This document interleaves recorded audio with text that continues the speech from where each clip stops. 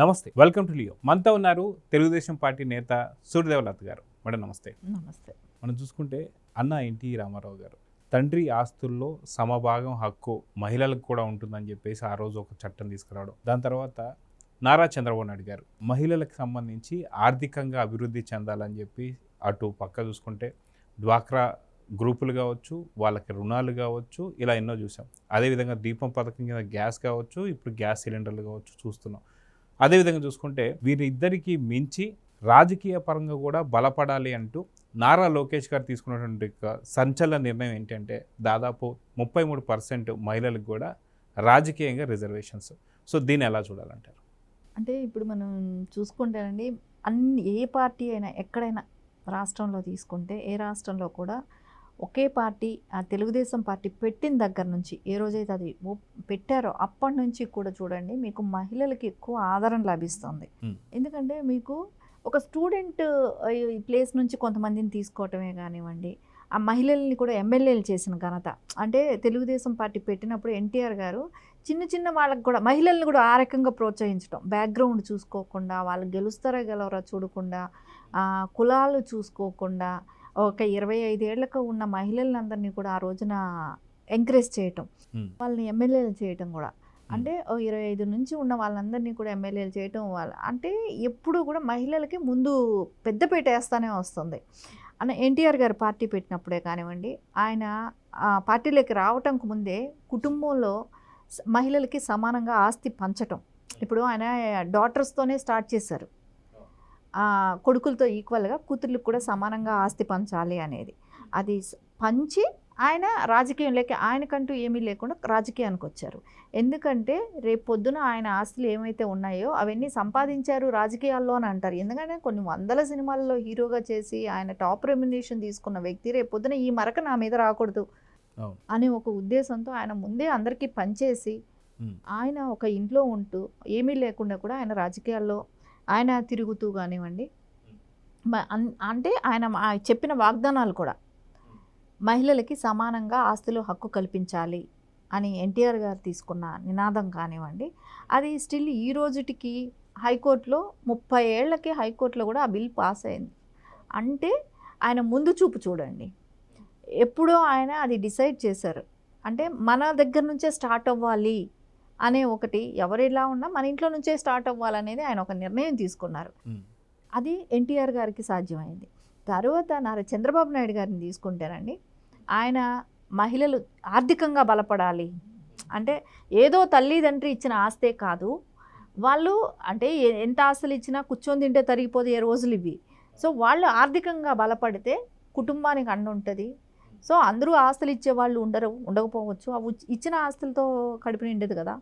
So వాళ్ళు ఆర్థికంగా బలపడితే so పిల్లల్ని ఇంకా చదివించుకోగలుగుతారు, సో కుటుంబాన్ని భవిష్యత్తు బాగుంటుంది అనే ఒక ఉద్దేశంతో వాళ్ళు చదువుకోవాలి, అట్ ద సేమ్ టైం వాళ్ళు ఎదగాలి, వాళ్ళు సుఖంగా ఉండాలి అనే కానివ్వండి. సుఖం కోసం అనే దానికి నేను ఒక టాపిక్ ఎందుకు చెప్తున్నాను అంటే, ఫస్ట్ ఆయన గ్యాస్ సిలిండర్లు దీపం పథకం కింద మహిళలందరికీ కూడా కష్టపడకుండా వంట చేసుకోగలగాలి, ఆ పొగలో ఆ దీనిలో ఉండకుండా. సెల్ ఫోన్స్, డాక్రా గ్రూప్లో ఉన్న మహిళలకి సెల్ ఫోన్స్ ఇవ్వటానికి కూడా, ఎందుకంటే ప్రతి చోటికి ఆ రోజున సెల్ ఫోన్స్ అనేది చాలా కష్టమైన పరిస్థితులు. ఎందుకంటే ఏదో డబ్బున్న వాళ్ళు పెట్టుకోగలుగుతారు, సెల్ ఫోన్స్ కొనుక్కోగలుగుతారు అనే టైంలో ఆయన సెల్ ఫోన్లు ఇస్తే వాళ్ళు ఒక బ్యాంకుకి వెళ్ళాలన్నా, ఒక ఇంటరాక్ట్ అవ్వాలన్నా వేరే గ్రూపులతో ఒక గ్రూపుకి ఒక సెల్ ఫోన్ ఇవ్వటం, అది బడ్జెట్తో కూడుకున్న విషయం ఆ రోజున. అలాంటివి ఆయన ఎంకరేజ్ చేయటం. సో నేను అందుకే సుఖం కోసం కూడా మహిళలు సుఖంగా ఉండాలనే దానికి కూడా అనేది.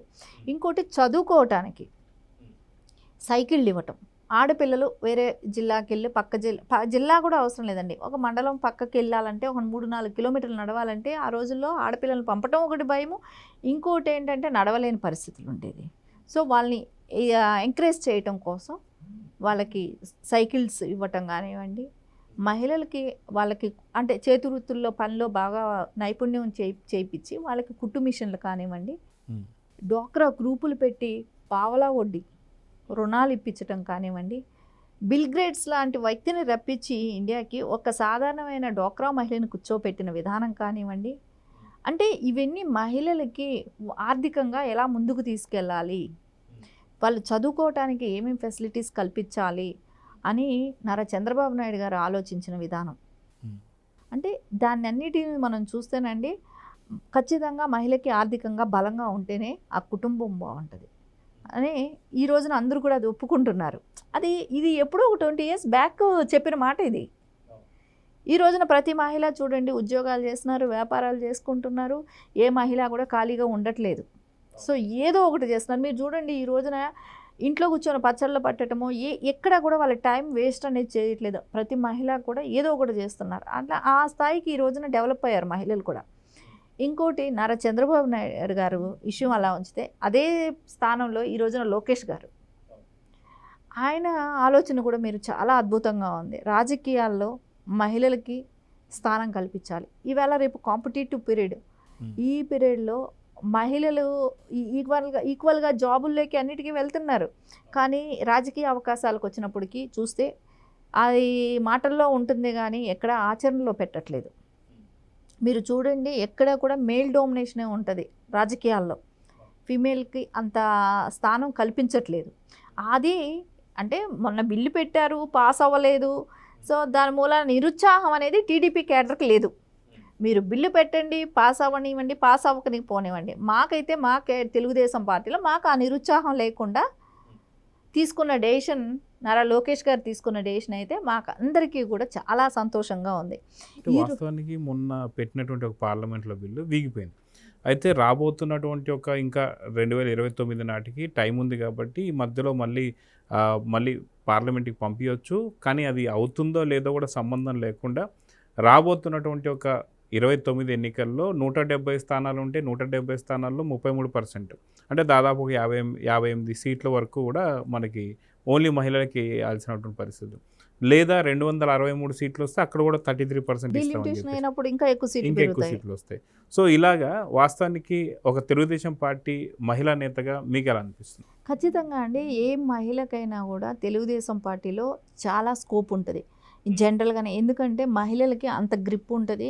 మహిళల్ని అభివృద్ధి చేయాలనే విషయంలోనే కానివ్వండి, ఆర్థిక స్వేచ్ఛ ఉండాలనే దానికే కానివ్వండి, అన్ని సంస్కరణలు తీసుకొచ్చిందే తెలుగుదేశం పార్టీ. అలాంటి పార్టీలో ఈరోజు 33% అని ఉన్నప్పుడు ఖచ్చితంగా ప్రతి వాళ్ళకి కూడా ఎలా అనిపిస్తుంది, మాకందరికీ రాజకీయ అవకాశాలు ఉంటాయి. సో ఎందుకంటే ఈ రాజకీయం అంటేనే కొంచెం మనీతో కూడుకున్నదే, ఆర్థికంగా కూడా బలంగా ఉండాలి. కానీ కొన్ని చోట్ల ఆర్థికంగా మహిళ కూడా బలంగా ఉన్నా కూడా అండి అవకాశాలు రావడానికి ఇబ్బందిగానే ఉంటుంది. అలాంటి ఇబ్బంది కూడా లేకుండా ఈ రోజున క్లియర్ కట్గా 33% పార్టీ ఏదైతే అనుకుని ఇస్తుందో ఎలక్షన్స్కి, రేపు ఏ లోకల్ బాడీ నుంచి ఇంకా స్టార్ట్ అవుతుందేమో, ఇది అందరికీ కూడా మహిళలకి అందరికీ కూడా ఇప్పుడు వేరే పార్టీల మీద ఈ ప్రెషర్ అనేది కంపల్సరీ ఉంటుంది.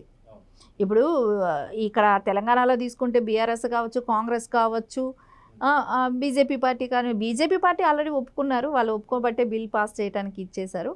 కానీ వీళ్ళకందరికీ కూడా వైసీపీ, ముఖ్యంగా వైసీపీలో సో ఇది అనేది ఆ ఇంపాక్ట్ వాళ్ళకు భారం అనేది పడుతుంది. అంటే వాస్తవానికి చూసుకుంటే భారతదేశంలో ఇప్పటిదాకా బిల్ పెట్టింది బీజేపీ ఎన్డీఏ కూటమైనా సరే ఇంకా ఏ పార్టీ కూడా కంప్లీట్ డిక్లేర్ చేయాలి.